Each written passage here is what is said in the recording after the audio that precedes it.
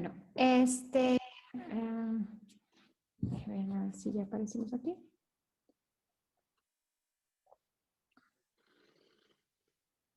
Así ya estamos. Bueno, buenas tardes a todos. Un gusto tener otra vez aquí estar aquí con el Padre Octavio. Vamos a seguir platicando del libro del Apocalipsis. Como ya lo hemos platicado en otras ocasiones, si gustan tener su Biblia a la mano, si tienen preguntas, dudas durante la plática, las pueden hacer por nuestra página de Facebook y nosotros se las hacemos llegar al Padre. Si lo ven grabado, lo pueden hacer también en nuestro canal de YouTube y nosotros se las hacemos llegar al Padre en la próxima plática. Pues sin más, Padre, muchísimas gracias por estar con nosotros y podemos empezar en el momento en que usted guste. Sí, bueno, muchísimas gracias. Mucho gusto estar otra vez comentando y platicando sobre la palabra de Dios. En esta ocasión, bueno, voy a estar un poquito garraspiento, medio, ¿sí? Pero bueno, pero bien. Y comentando un libro que es posiblemente de los más difíciles y de los más malentendidos, ¿verdad? Que es el libro del Apocalipsis. Ya hemos tenido entonces otros encuentros, otras pláticas sobre lo mismo. Yo quisiera recordar muy rápidamente qué es lo que nosotros hemos dicho sobre el libro del Apocalipsis. Primero, que es un libro lleno de símbolos y que es un estilo, un modo de hablar, un género literario que se conoce precisamente así como apocalíptico, género apocalíptico, que apareció como unos 200 años antes de Cristo y duró más o menos hasta 200 años después, más o menos 4 siglos. Pusimos algunos ejemplos de que nosotros también, porque es algo muy humano, nosotros también usamos un lenguaje simbólico. Pusimos ahí diferentes ejemplos. La segunda cosita fue que para entender el libro del Apocalipsis, como sucede también con los otros libros de la Biblia, es preciso tener en cuenta su contexto histórico. Es decir, qué estaba pasando en ese momento, porque la palabra de Dios se refiere a lo que pasa en ese momento y luego después queda como palabra para todos los tiempos, ¿no? Recordábamos como, por ejemplo, San Antonio Abad, como lo dice su biografía escrita por San Atanasio, ¿no?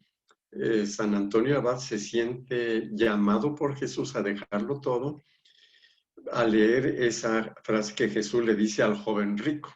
Es decir, San Antonio Abad no vivió en tiempo de Jesús. Jesús lo llamó a través de las palabras que Jesús le dirigió a un joven, ¿verdad?, que quería seguirlo, ¿sí? Igualmente a nosotros nos pasa así, es decir, el libro del Apocalipsis se escribió en una situación concreta de persecución, una situación muy difícil, responde a esa situación y esa respuesta sigue siendo respuesta para situaciones semejantes de todos los tiempos, no de nuestro tiempo, que sería como una percepción bastante narcisista, ¿verdad?, de la Biblia, así como si nosotros fuésemos el centro de la historia, ¿verdad? La tercera cosita es que, digamos, el mismo libro del Apocalipsis, ¿no?, dice, dichosos los que lean, entiendan y practiquen lo que está escrito ahí. Y lo comentábamos hace 8 días. Si nosotros, en lugar de ser dichosos por lo que dice el Apocalipsis, estamos asustados, es que no lo hemos entendido. Y entonces nos perdemos, vamos a decir así, de esa dicha, ¿verdad? Y bueno, ya después iniciamos, ya viendo el texto del Apocalipsis. No nos detenemos en todo, ¿verdad? No es nuestro caso, sino aquello en lo que es el mensaje central, ¿no? Y entonces, decíamos, inicia con cartas a las iglesias de Asia Menor. Por ahí en la isla de Patmos, que está cerquita, se encuentra Juan, un discípulo importante que quiere iluminar y consolar a sus hermanos que están sufriendo una persecución muy cruenta, muy cruel, igual que él, o sea, igual que Juan, que está exactamente exiliado. Decíamos que era una situación de persecución muy cruenta y el Apocalipsis tiene una estructura muy precisa que inicia precisamente con ese éxtasis en el que Juan como que sube al cielo y ve a Dios por encima de todo. La corte celestial lo ve, digamos, como en una especie de grande liturgia. Y lo decíamos en su momento, es como el hecho de decir, ¿el imperio romano está contra él? No, pues basta con ver a Dios, ver el primero de los protagonistas, el más importante, y ya podemos entender quién va a ganar, ¿verdad? Entonces está la primera descripción, los 24 ancianos, que es todo el pueblo de Dios, antiguo y nuevo, los 4 seres vivientes, toda la vida y las capacidades vitales que están ahí, los candeleros, etcétera. Así entonces toda una liturgia. Luego aparece un libro que estaría, digamos, conteniendo ese libro la interpretación de lo que está sucediendo y está sellado 7 veces. ¿Quién puede abrir el libro? Entonces aparece el cordero degollado, pero de pie, lleno de ojos y cuernos, ¿no? Que significa sabio, poderoso, ya lo comentamos, los ojos a la sabiduría, los cuernos el poder, vestido de lino, o sea, sumo sacerdote, y bueno, cordero, es el cordero pascual, lo cual nos está presentando una descripción de Jesús, de Jesucristo, y lo hacen con el lenguaje del Éxodo, ¿no? El cordero pascual es de la Pascua del Antiguo Testamento, se sacrifica un cordero y cosas por el estilo.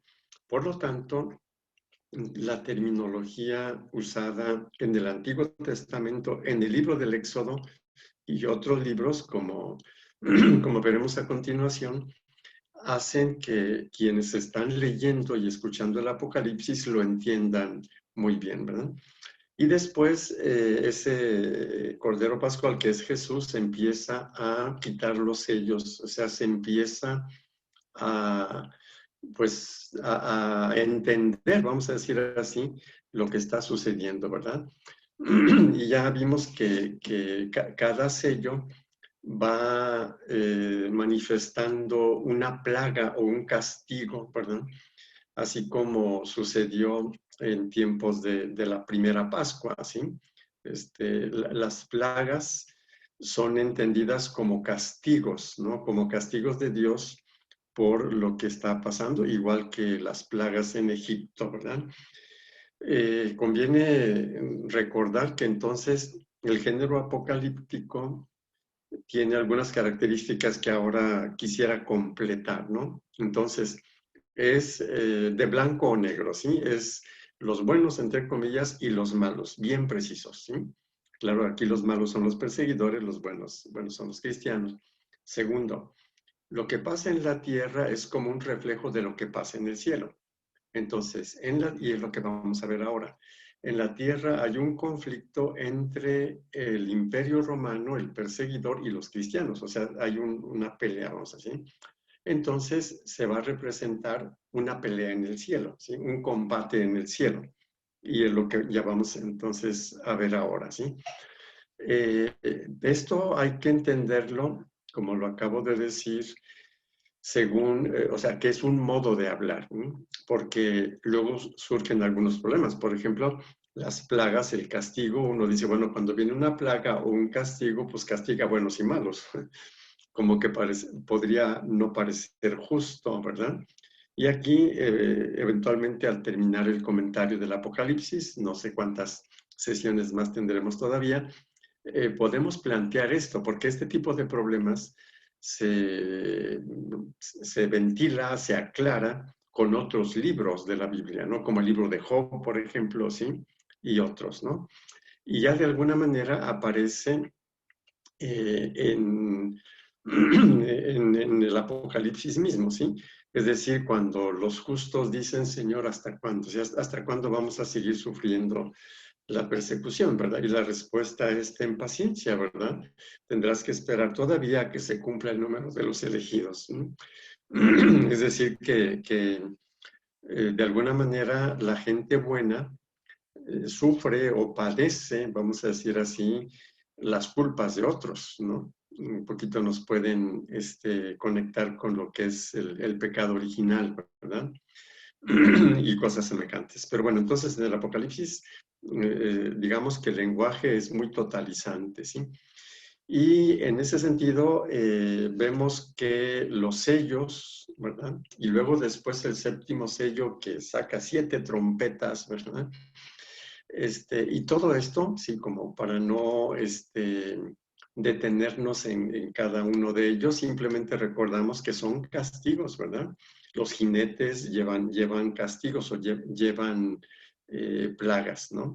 Entonces, digamos que existe toda una parte en la cual se está expresando el sentido de las desgracias que están sucediendo, ¿verdad? Porque nosotros estamos con esta famosa pandemia y castiga buenos y malos, ¿sí?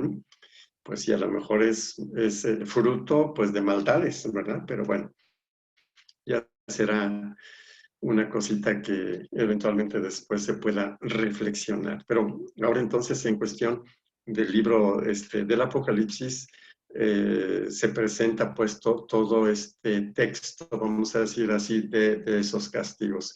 Y claro que hay entonces ahí algunos pequeños excursus que se llaman como, que un excursus es como un argumento añadido que no sigue el hilo, ¿verdad? Entonces, después del sexto sello, pues están los 144,000, ya lo vimos, ¿verdad? Los números simbólicos y todo ese asuntito. Y bueno, después de esos primeros 11 capítulos, ¿verdad? Viene la descripción de la lucha entre el bien y el mal, vamos a decir así, ¿sí? Aquí, tanto para introducir esto, bueno, va a aparecer una mujer, ¿sí? Rodeada de 2 estrellas, etcétera. Y ahora yo creo que ya un poquito más familiarizados con los símbolos, ¿verdad? La mujer puede significar varias cosas, al menos 3. Eva, ¿sí? Es decir, la primera mujer, y por lo tanto nos remite al primer pecado, ¿sí? Adán y Eva. La mujer también significa pueblo, curiosamente, ¿sí? Entonces, lo que le pasa a la mujer, un poco le pasa al pueblo de Dios.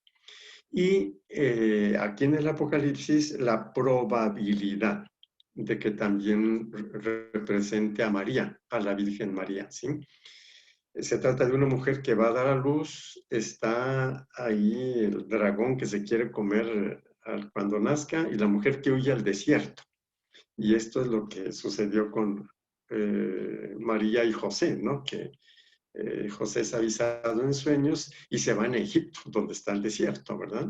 Y ahí se quedan para que el jefe romano no lo mate, ¿sí? Herodes no lo mate, ¿sí? Recordamos, ¿no?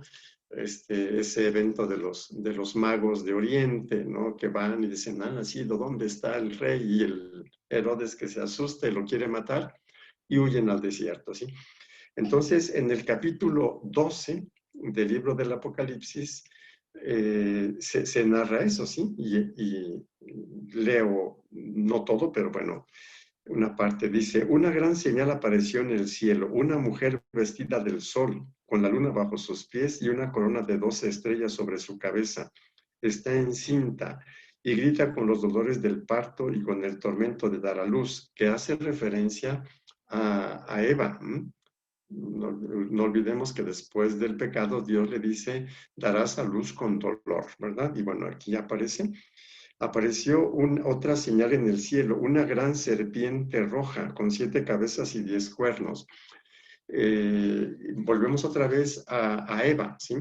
Es la serpiente la que es la tentadora, entre comillas, ¿sí? Entonces aparece ahí la serpiente roja, roja de sangre, con 7 cabezas y 10 cuernos. Las cabezas serían los emperadores, ¿sí? Ahorita voy a leer un texto del libro de Daniel, donde vamos a ver cómo el libro de Daniel, que es antes del Apocalipsis, presenta ya también esta simbología y la explica. Naturalmente que para el siglo I ya se tiene la idea, o sea, ya no requiere tantas explicaciones, excepto en algunos casos que ya señalamos anteriormente, ¿verdad?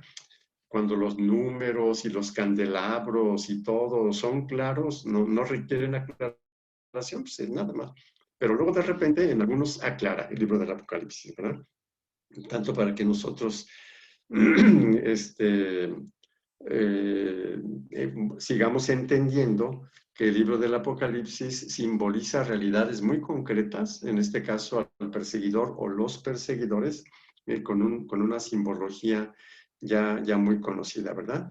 Bueno, y continúa diciendo, y sobre sus cabezas 7 diademas, su cola arrastra la tercera parte de las estrellas del cielo y las precipitó sobre la tierra. Aquí naturalmente que nosotros podemos entender que no es algo literal, o sea, no es que las estrellas estén más chiquitas que la Tierra y caen sobre la Tierra. La mayoría de las estrellas es más grandota que la Tierra, sobre todo si son estrellas, o sea, si son soles, ¿sí?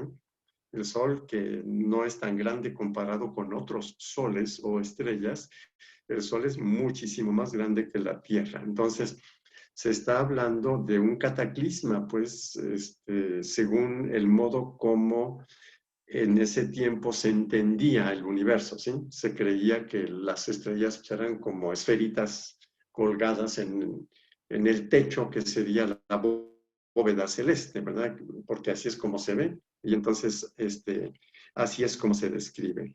Luego sigue diciendo, la serpiente se detuvo delante de la mujer que iba a dar a luz para devorar a su hijo en cuanto lo diera a luz. La mujer dio a luz un hijo varón, el que ha de regir y todas las naciones con su cetro de hierro. Y su hijo fue arrebatado hasta Dios y hasta su trono. La mujer huyó al desierto, ¿sí? Tenemos entonces lo que ya comentaba, símbolos relacionados, medio mezclados, así medio, ¿sí? De Eva, de María y José, y un poco también de Jesús que sube al cielo. Es todo así, más o menos mezclado. Luego sigue lo que ya comentaba hace un momento. Lo que sucede en la tierra es, en la literatura apocalíptica, es un reflejo de lo que sucede en el cielo. Continúa diciendo, entonces se entabló una batalla en el cielo. Miguel y sus ángeles combatieron con la serpiente. También la serpiente y sus ángeles combatieron, pero no prevalecieron y no hubo ya en el cielo lugar para ellos. Fue arrojada la gran serpiente, la serpiente antigua, el llamado diablo y Satanás, el seductor del mundo entero. Fue arrojada a la tierra y sus ángeles fueron arrojados con ella. Oí entonces una voz fuerte que decía en el cielo, ahora ya ha llegado la salvación, el poder y el reinado de nuestro Dios y la potestad de su Cristo, porque ha sido arrojado el acusador de nuestros hermanos, el que los acusaba día y noche delante de nuestro Dios. Aquí nosotros tenemos un poquito el problema del maligno, del diablo, de Satanás, del acusador, ¿sí? Está todo mezclado por allí. Y esto es un tema un poquito polémico, y quisiera de alguna manera ventilarlo, ¿sí? Entonces, este es un texto apocalíptico simbólico y que un tiempo se tomó como si fuese un texto literal, ¿verdad? Y entonces tenemos toda esa narración de que al principio estaban todos los ángeles, ¿sí? Y Lucifer, ¿no? Que era un ángel, el no sé qué mejor de todo, se revela contra Dios y todo el asunto, ¿verdad? Bueno, no puede entenderse de esa manera. Aquí el Apocalipsis está hablando de la derrota del mal y del triunfo de Jesús, ¿sí? La palabra Lucifer es hacedor de luz, ¿sí? Y se refiere al planeta Venus, ¿sí? La estrella de la mañana, entre comillas, ¿sí? Lucifer. Aquí en el texto se usan otros nombres que le damos al diablo, entre comillas, ¿sí? Al maligno, ¿sí? Diablo y Satanás. Diablo es una traducción griega de acusador del hebreo. Entonces, en el Antiguo Testamento se consideraba que Lucifer o el acusador formaba parte de la corte celestial. De hecho, en el libro de Job así es, así sucede. ¿Sí? Si leemos el libro de Job, está el Satán, el acusador. ¿Sí? Satán es el acusador y diablo también. Nada más que en griego la palabra diablo es división, el que divide, vamos a decir así. ¿Sí? Son, como ustedes ven, palabras humanas muy relativas, como son todas las palabras, que tratan de decirnos o de hablarnos de aquello que se opone a Dios. Hay mucha gente que lo toma literal, pero si lo tomamos literal, nos metemos en problemas. Me recuerdo en alguna conferencia por allí, ¿no? Entonces alguna persona dice, oye, pero en el Evangelio dice Satanás, ¿sí? Es Satanás, ¿sí? Le digo, oye, mira, si tomas literalmente eso, tenemos un problemón porque entonces San Pedro sería Satanás. O sea, ¿por qué? Porque, claro, porque vamos al Evangelio y vamos a ver que cuando Jesús dice, ¿quién dice la gente que soy yo? No, pues unos dicen así, ¿ustedes quién dicen que soy yo? ¿Verdad? Y Pedro dice, tú eres el Mesías, ¿sí? Y Jesús dice, sí, yo soy el Mesías, pero el Mesías va a terminar crucificado, lo dice de otro modo. Y San Pedro se asusta y se lo lleva aparte y le dice, Señor, no te puede pasar eso. Y Jesús le responde, apártate de mí, Satanás, ¿sí? Entonces, tomar literalmente las cosas es un problema, porque entonces nosotros tendríamos que decir que el primer sucesor de Jesús es Satanás. Pues claro que no, ¿verdad? Lo mismo la serpiente. Por ahí algún conferencista, bueno, hablando sobre la nueva era, ¿no? Señalando que la serpiente es el demonio, la serpiente es, no hay de otra, ¿sí? Está bien clarito, la serpiente es el demonio. Otro problemón. Porque entonces no entenderíamos por qué Dios, cuando los hebreos van por el desierto, le ordena a Moisés que haga una serpiente de bronce y los que la vean se van a sanar. O sea, que le hace una estatua al demonio. Pero peor todavía, en el Evangelio Jesús dice, así como la serpiente fue levantada, así será levantado el Hijo del Hombre. ¿Cómo? ¿Sí? Así como el demonio. Claro que no, ¿verdad? Entonces, cuando nosotros hablamos de estas cosas, por ejemplo, del demonio, no tenemos las cosas tan claras, ¿verdad? Aquí lo importante es entender que el problema no es el demonio, no es el problema es perdernos a Dios, ¿sí? Todo aquello que nos hace perder a Dios. Hay personas que hablan del demonio como si lo conocieran requete bien, o sea, no sabemos de dónde tienen tanto conocimiento. Y es que esto y el demonio, pum, pum. Bueno, no ayuda mucho y lo vamos a retomar un poquito más adelante, ¿sí? Porque da la impresión de que lo conocen muy bien, conocen sus tácticas y lo peor es que nosotros aparentemente no tendríamos el Espíritu de Dios y estamos a la deriva del demonio que se nos mete sin darnos cuenta y se abren puertas y no sé cuántas cosas, ¿no? Entonces, la Biblia usa todos estos nombres, ¿sí? Pero para que nosotros podamos hablar con fidelidad a la palabra de Dios, ¿sí? Deberíamos conocer cómo se usan todos estos nombres: el acusador, el diablo, el demonio, Satanás, ¿sí? La palabra demonio, por ejemplo, daimon, significa ángel, es un espíritu angélico, ¿sí? Que claro que nosotros lo consideramos como malo, ¿sí? Entonces, bueno, y hago este paréntesis. Vuelvo a repetir otra vez. Esto es un tema difícil. Hay mucha gente que se pone a temblar cuando ponemos en duda la forma tan clarita que tienen, como entienden al demonio y todas sus tácticas y todo el asunto, ¿verdad? como si quién sabe qué, ¿no?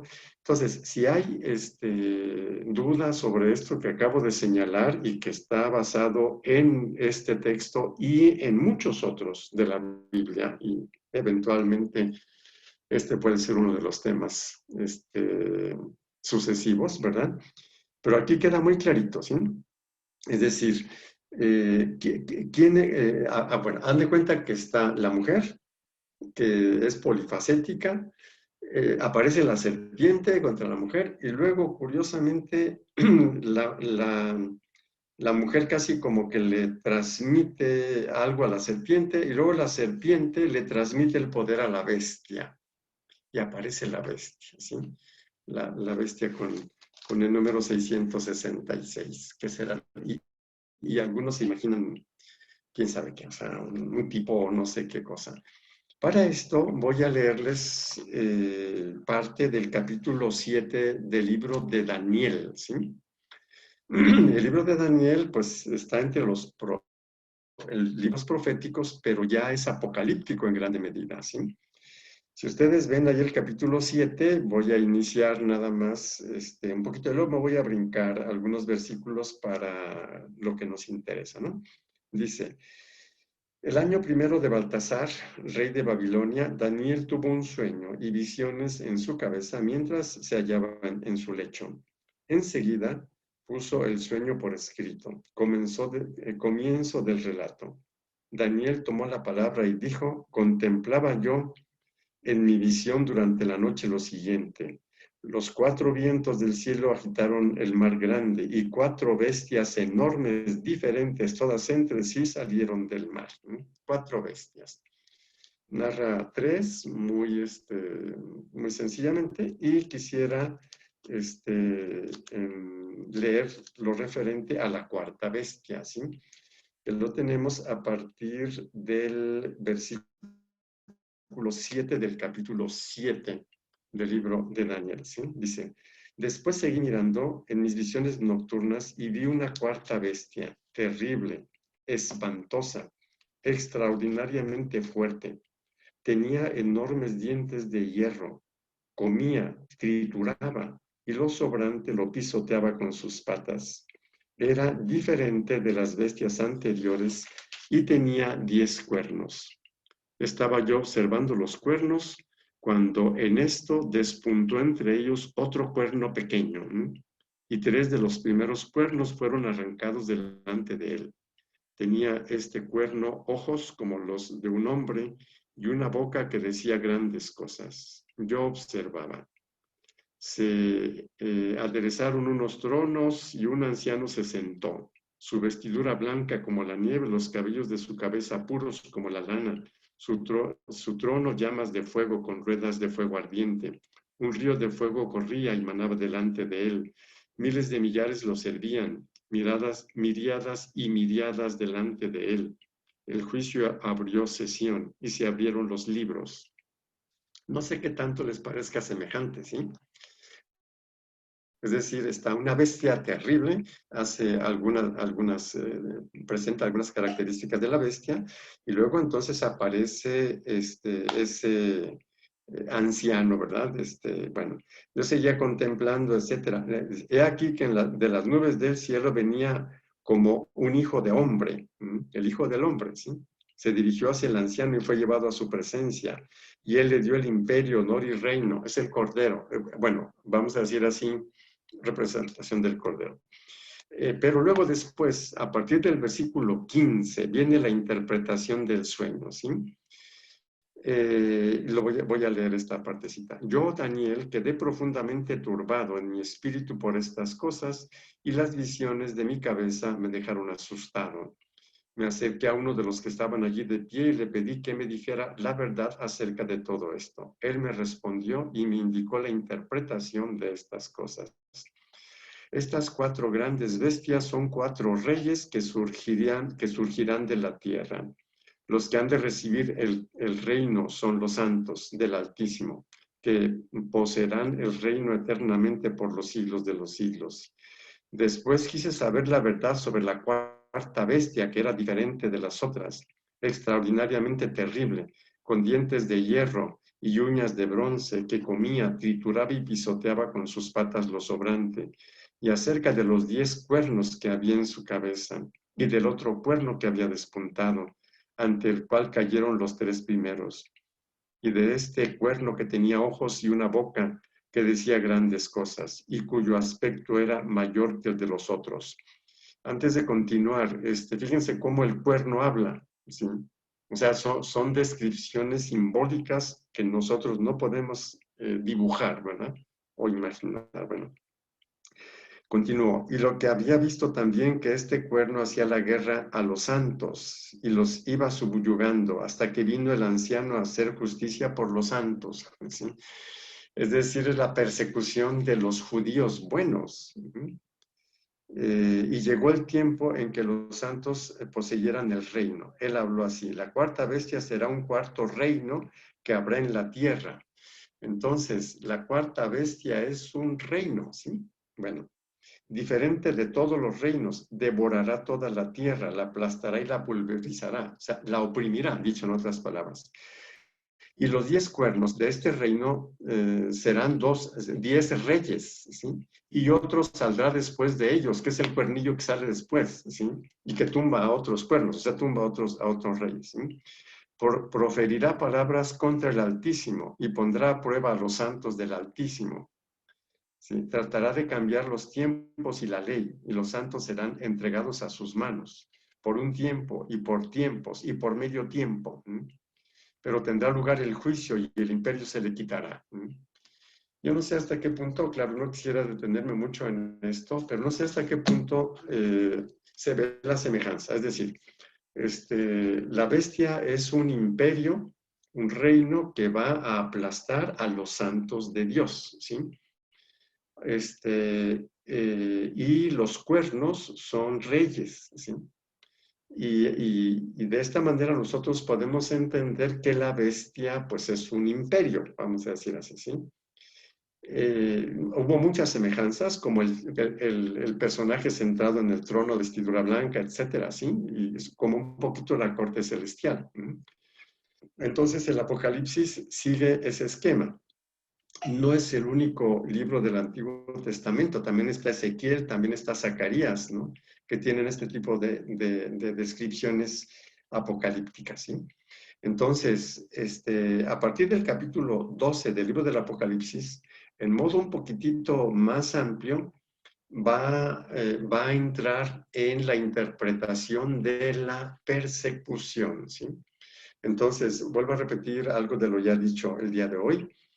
En la literatura apocalíptica, lo que pasa en la tierra es como un reflejo de lo que pasa en el cielo. En la tierra hay un conflicto entre el Imperio Romano y los creyentes, y Jesucristo, vamos a decir así, ¿sí? Entonces se explica este conflicto en la tierra con un combate en el cielo, ¿sí? De lo que leí del Apocalipsis hace unos minutos, se narra ya la victoria de Jesús, o sea, la serpiente, etcétera, es derribada con sus ángeles a la tierra. Pero luego vuelve a retomar otra vez la narración, y hacia el capítulo 13 se describe cómo la serpiente le transmite su poder a la bestia, ¿sí? Y bueno, leo un poquito, pues no quisiera leer mucho, el tiempo se nos va muy rápido, pero bueno. Entonces, en el capítulo 13 del Apocalipsis, dice: y vi surgir del mar una bestia que tenía 10 cuernos y 7 cabezas. Se parece a la bestia narrada en Daniel, y que estaba reflejando un reino, y las cabezas y los cuernos son reyes, ¿verdad? Bueno, 7 cabezas y en sus cuernos 10 diademas, y en sus cabezas títulos blasfemos. Muy parecido a lo de Daniel.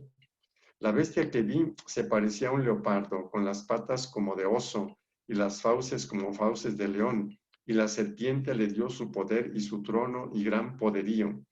Una de las cabezas parecía herida de muerte, pero su llaga mortal se curó. Esto parece ser como una parodia de la resurrección. O sea, es decir, el libro, la literatura apocalíptica en símbolos medio se burla, pues, de los perseguidores, ¿no? Entonces Jesús resucitó y acá dice, bueno, hay como una parodia un poquito de la resurrección.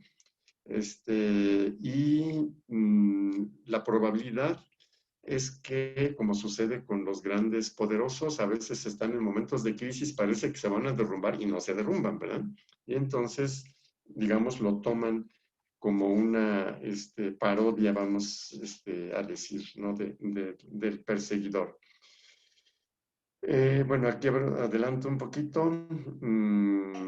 Se le concedió hacer brinque hasta el versículo 7 del capítulo 13. Se le concedió hacer la guerra a los santos y vencerlos. Se le concedió poderío sobre toda raza, pueblo, lengua y nación.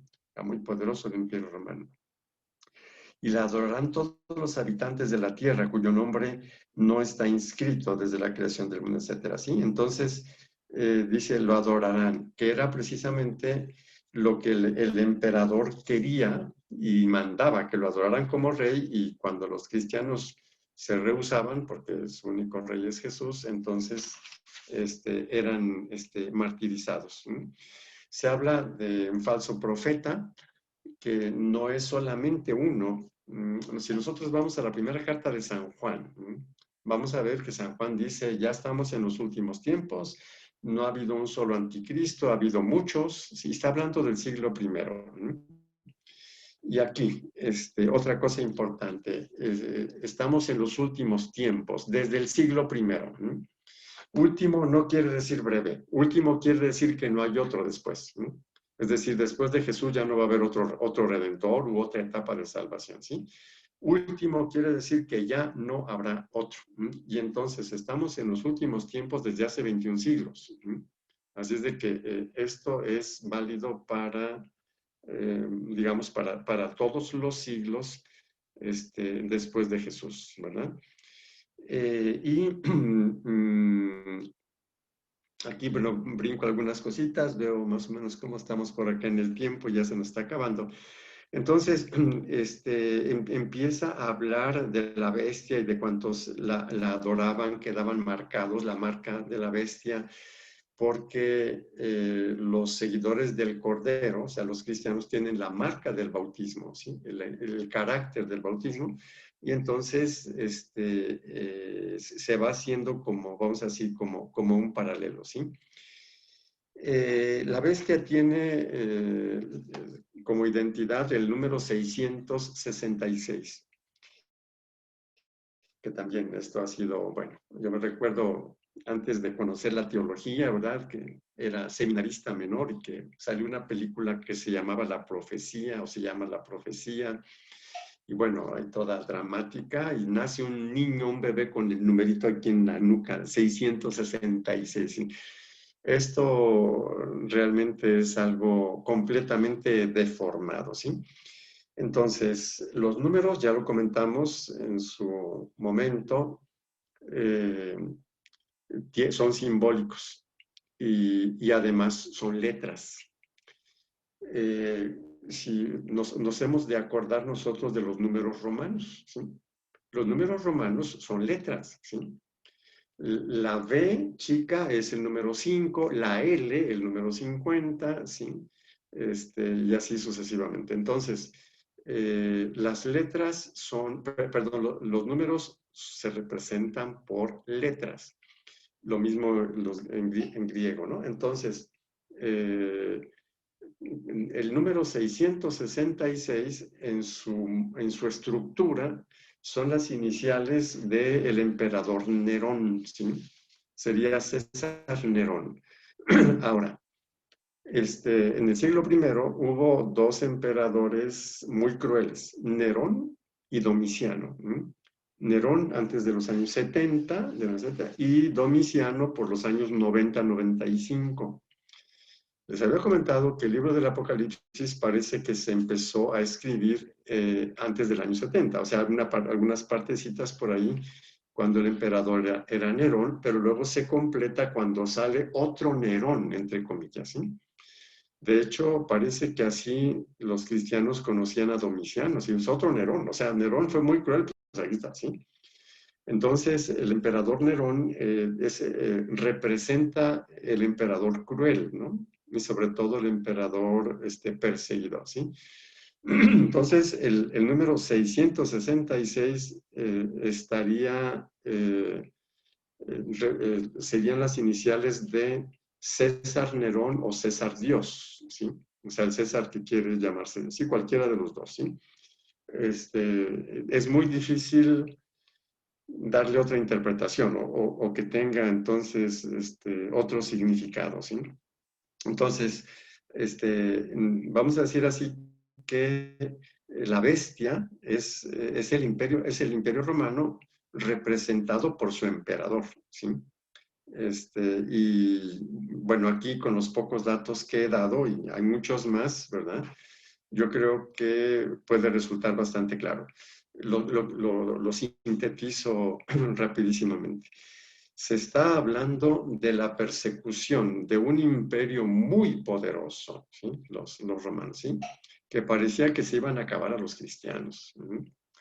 Entonces, aparece la palabra de Dios para consolar y darles el sentido de esa persecución cruel, y lo hace con un género propio de ese tiempo que haría que los perseguidores no le entendieran mucho. Y ya sobre esto pusimos ejemplos las primeras veces, nuestras primeras sesiones, ¿verdad? Entonces, dentro de esto se habla primero de que Dios no lo van a poder vencer nadie, luego después los castigos de Dios, hambre, peste, enfermedades, destrucción, ¿sí? Un poquito la desesperación de los cristianos, ¿verdad? Que dice, ¿hasta cuándo, Señor? Sí, bueno, todo este asuntito. Y luego empieza ya la visión del perseguidor, ¿sí?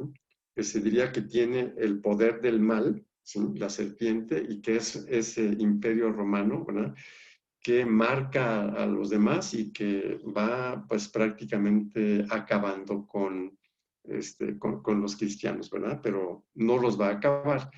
Y por eso es que en el capítulo 14 vuelve a aparecer el Cordero y ya se anuncia el juicio de Dios. O sea, ya se empieza a anunciar que, que se va a acabar eso. O sea, que esa bestia tan poderosa, ¿sí? Va a ser derrotada, ¿verdad? Completamente. A ver, aquí sí alguna lecturita. Bueno, hay el capítulo 14, al inicio, dice, mira entonces, y había un cordero que estaba de pie sobre el monte Sión, y con él 144,000, que ya lo habíamos comentado anteriormente, que es el pueblo de Dios, ¿sí? Que llevaban en la frente el nombre del Cordero y el nombre del Padre. Era la marca, vamos a decir así, del Cordero. Y oí un ruido que venía del cielo como el ruido de grandes aguas y el fragor de un gran trueno, y el ruido se oía como citaristas que tocaban sus cítaras. Cantaban un cántico nuevo delante del trono y delante de los cuatro seres y de los ancianos. Vuelve otra vez a la corte celestial, ¿sí? Y nadie podía aprender el cántico fuera de los 144,000 rescatados. Nadie puede rezar más que los que pertenecen al pueblo de Dios. Estos son los que no se mancharon con mujeres, pues son vírgenes. Estos siguen al Cordero donde quiera que vaya y han sido rescatados de entre los hombres como primicias, etcétera, ¿sí? Está hablando ya de la salvación del Cordero, ¿no? Después continúa. Luego vi a otro ángel que volaba por lo alto del cielo y tenía una buena nueva eterna que anunciar a los que están en la tierra y a toda nación, raza, lengua y pueblo. Decía con fuerte voz, temed a Dios y dadle gloria, porque ha llegado la hora de su juicio. Adorad al que hizo el cielo y la tierra, el mar, manantiales, etcétera, ¿sí? Y un segundo ángel le seguía diciendo, cayó la gran Babilonia, la que dio, etc. No continuó, pero aquí otro símbolo. Así como Nerón es la personificación del perseguidor, ¿sí? Igualmente Babilonia, no olvidemos que la experiencia más fuerte después de la Pascua fue el destierro en Babilonia, ¿sí? Y que terminó el destierro porque los persas vencieron a Babilonia, pero Babilonia no los hubiera dejado, ¿sí? Entonces, Babilonia en el Antiguo Testamento es la representación de la opresión, de la bestia, pero ya como pueblo, ¿sí? Y entonces por eso dice que la gran Babilonia sí, queda destruida. Y aquí entonces Babilonia en este contexto está representando al Imperio Romano, ¿verdad?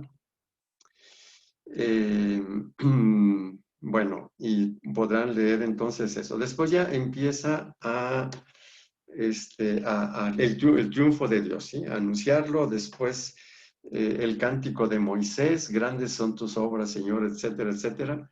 Padre, Volvemos otra vez, sí, perdón. aquí después, justo en el capítulo 14, es donde habla de si alguno adora al monstruo y a su imagen y se deja poner su marca en la frente o en la mano, que eso es lo que ahorita mucha gente es lo que está tomando. Precisamente en el versículo 9, mucha gente está tomando justo este versículo para decir que es la forma en que nos quieren como que controlar. O sea, esa imagen de la marca en la frente y en la mano, ¿qué significaría? Sí, la pertenencia al Imperio Romano, o sea, la sumisión a los requerimientos del emperador de que se le adorase como Dios, ¿sí? Entonces, que sería la marca de la pertenencia. No nos olvidemos que así como ahora se marca a los animales para decir es mi propiedad, también se les marcaba a los esclavos y a los súbditos, ¿sí? La marca. Entonces, se refiere a la pertenencia o la sumisión a los requerimientos del emperador de divinizarlo, ¿sí? Esa sería. Y la marca del Cordero es el bautismo, ¿sí? O el martirio. Ya sabemos que por eso nosotros hablamos de martirio de sangre, ¿sí? Es decir, si una persona no bautizada se convierte a Jesús y muere por él sin ser bautizado, se le considera bautizado. Y a eso se le conoce como bautismo de sangre. Así como hay el bautismo de deseo, también es alguien que deseara, pero no hubo nadie que lo bautizara, ¿sí? Y el bautismo de agua. Entonces, la marca de la bestia es la pertenencia al emperador, ¿sí? Y la marca del cordero, la pertenencia al cordero, que es una marca también de sangre, ¿verdad? Puede ser así. O sea, Luego, era un símbolo de no se dejen esclavizar por por el Imperio Romano. O sea, no tanto de sí, poner físicamente, o sea, no está hablando de poner físicamente una marca, sino simplemente no claro. como tal. Claro, sí, que, por ejemplo, si una persona toma este versículo y dice, esta es la marca que nos quieren poner ahora, yo le preguntaría si conoce el contexto, ¿sí? Es decir, ok, me está citando ese versículo, ¿conoces el contexto de todo el libro? ¿Sí? Y claro que no, o sea, bueno, al menos cuando yo lo pregunto, no lo conocen, o sea, y es el problema de algunas personas, por ejemplo, cuando se habla del coronavirus y ese asunto, ¿no? Que hay muchas cosas que criticar y todo el asunto, pero traer un versículo del Apocalipsis para decir esto se fue así y no sabemos el mensaje del Apocalipsis, lo entendimos muy mal. O sea, eso nos va a generar más incertidumbre, más miedo y no nos va a hacer dichosos, ¿verdad? Como ya lo comentamos. Si nosotros no somos dichosos por haber entendido el Apocalipsis, es que no lo hemos entendido. ¿Sí? Entonces, yo lo verificaría de esa manera. Si alguien me dice, es que esa es la marca, le diría, oye, ¿te da gusto? Sí, haber entendido que esa es la marca, sí, te hace dichoso, ¿verdad? Yo creo que me vería así como diciendo, ¿y qué se trae, verdad? Claro que yo le diría, te estoy preguntando porque el mismo libro del Apocalipsis dice, dichosos los que leen, entienden y viven, ¿sí? El Apocalipsis, ¿sí? Ya lo dijimos al principio, lo he recordado 2 veces, ¿verdad? Entonces, soy consciente de que a mucha gente le costará mucho trabajo dejar eso que le dijeron la primera vez, que la marca era esto y esto otro. Bueno, sí, lo entiendo, porque el miedo, de veras, y sobre todo cuando el miedo resulta de algo que uno no conoce o no sabe, es tremendo. Ya lo comenté en alguna ocasión hablando quizá de la nueva era, así, de un documento que no es del Papa. Bueno, gente muy buena, de veras. Gente muy buena que me lleva el documento y me dice, ¿ya conoce esto? Sí. Y ya cuando le empiezo a decir, mira, a ver, ¿dónde dice que es del Papa? Mira, que este es un documento provisional, etcétera, etcétera. Y dicen, es que no lo había visto y no regresan. ¿Sí? No regresan. Es decir, se les descuadró se les descuadraron los datos, pero no, sí, claro. Todavía no es quizá el momento de decir, ok, pues ahora voy a tratar de ver cómo son exactamente las cosas, ¿verdad? No sé si haya por ahí algún otro versículo que sacado de su contexto y luego aplicado a 20 siglos, 21 siglos después, de una manera que uno no sabe basado en qué se le aplica, pues será bienvenida esa observación, ¿verdad? Pero aquí la marca de la bestia es los que adoran al emperador y los que se le someten por ahí, ¿sí? Esa sería fundamentalmente. No sé si hay alguna otra, o no. No, todavía no, padre. Bueno, porque después, por ejemplo, en el capítulo 15 ya empiezan los cantos de victoria. Entonces resulta que ya no hay victoria con esa marca de ahora de qué, de coronavirus, vacuna o no sé qué cosa, ¿sí? No quiero decir que no haya dudas, sí hay muchas dudas, pero son dudas de tipo científico, ¿sí? Es decir, que si el coronavirus fue creado o no fue creado, que si la vacuna es control o no control, pues sí, tenemos todo el derecho de dudarlo y de investigar, pero no creer que hay versículos de la Biblia o del Apocalipsis que están refiriéndose a este hecho en particular. Se están refiriendo a nuestra vida, ¿sí? Cada vez que yo me someto a algo que es anticristiano, yo estoy asumiendo la señal de la bestia, no me tienen que poner ninguna marquita biológica, ¿sí? Sería no entender la palabra de Dios. Si escandalizo, me dicen, o sea, ¿sí? Y aclaramos, ya tenemos la experiencia y la tenemos aquí, ¿verdad? De que la gente que está muy asustada malinterpreta lo que uno dice y luego ya después se retira, o sea, no, es lo mismo, o sea, esta es una cosa que he constatado y bueno, pues quien decida retirarse, pues retírese. Pero quien decide buscar, pues estamos haciendo esto, ¿verdad? Lo hacemos en razón de quien libremente quiera descubrir lo que nosotros hasta ahora podemos entender con fundamento, ¿sí? De la palabra de Dios, ¿sí? Entonces, este fue un versículo así, eh, que es usado fuera de contexto, y también como para asustar o para, no sé para qué realmente. Lo que no sucede es que se alegren, ¿verdad? Ni tampoco que aplicar un versículo a X cosa nos haga entender lo que Dios nos quiere decir en este último libro, ¿sí? De la Biblia, ¿sí?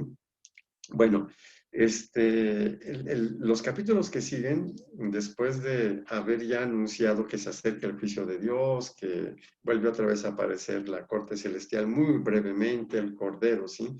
Sigue hablando del castigo de Babilonia, ¿sí? A partir del capítulo 17.